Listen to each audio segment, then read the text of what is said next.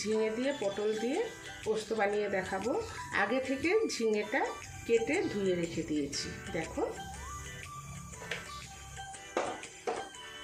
পটলটাও এইভাবে কেটে ধুয়ে রেখে দিয়েছি। এবার আমি কড়াইটা আগে থেকেই ওভেনে বসিয়ে দিয়েছি। কড়াইটা গরম হয়ে গেছে। আমি এখন কড়াইয়ে তেল দিয়ে দেবো।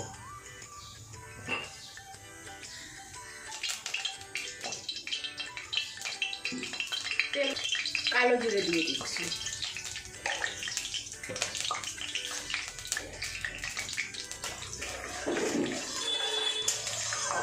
কালো জিরেটা একটু ভাজা হোক।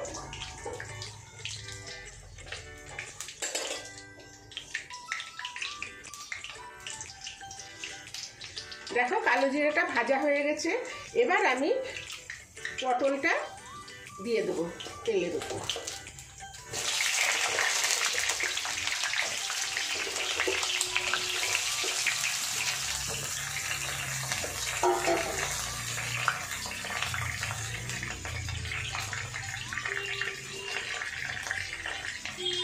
পটলটার ওপর আগে থেকে একটু নুন দিয়ে দিচ্ছি। আমি এখন পটলে আমি হলুদ দেবো না, শুধু নুন দিয়ে পটলটাকে ভাজছি।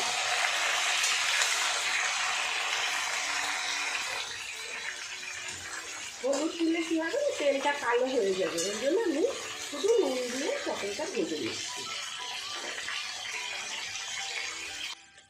বন্ধুরা দেখো, আমার পটলগুলো অনেকটা ভাজা ভাজা হয়ে এসছে। এবার আমি এই যে ঝিঙেগুলো আছে, ঝিঙেগুলো দিয়ে দেবো। ঝিঙেগুলো আগে দিইনি, কারণ ঝিঙে থেকে অনেক জল বেরোবে, তো ওই জন্য পটলগুলো ভাজা হবে না। এখন আমি ঝিঙেগুলো দিয়ে দিচ্ছি।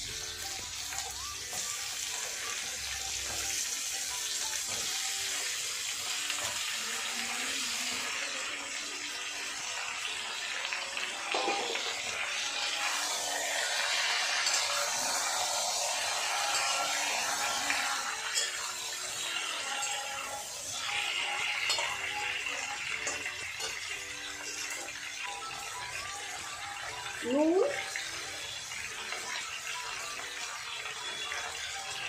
হলুদ,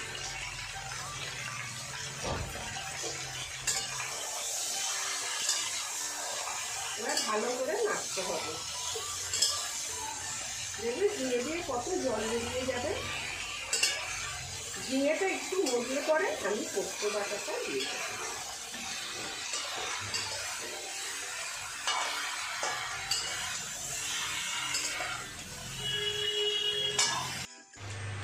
বন্ধুরা দেখো, আমার ঝিঙেটা কতটা মজে গেছে। আর একটু মজবে, তারপরে আমি পোস্ত বাটাটা দিয়ে দেবো।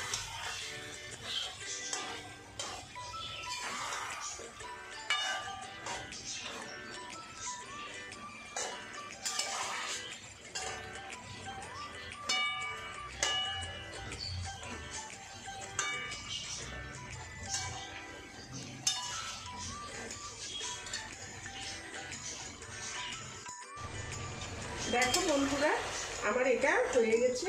আমি এবার এই যে পোস্ত বাটাটা দেব। এতে কাঁচা লঙ্কা আর পাকা লঙ্কা আর পোস্ত একসঙ্গে বেটে রেখে দিয়েছি।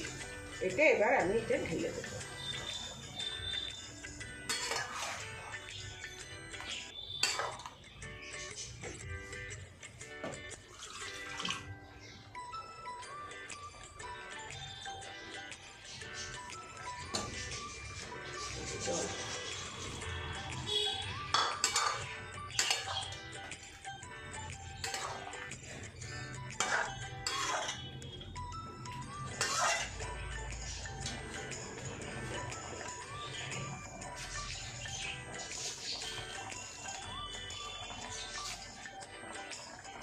চিনি,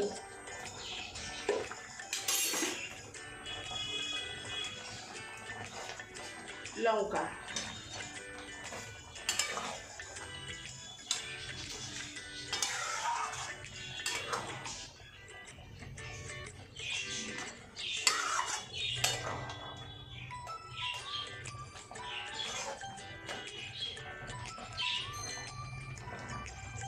এটা হোক।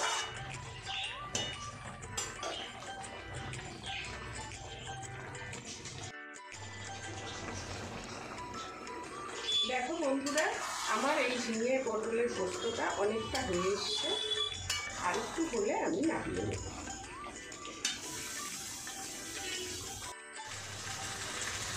বন্ধুরা দেখো, আমার ঝিঙে পটলের পোস্ত হয়ে গেছে, একদম রেডি। এবার আমি এই পোস্তটা নামিয়ে নেব।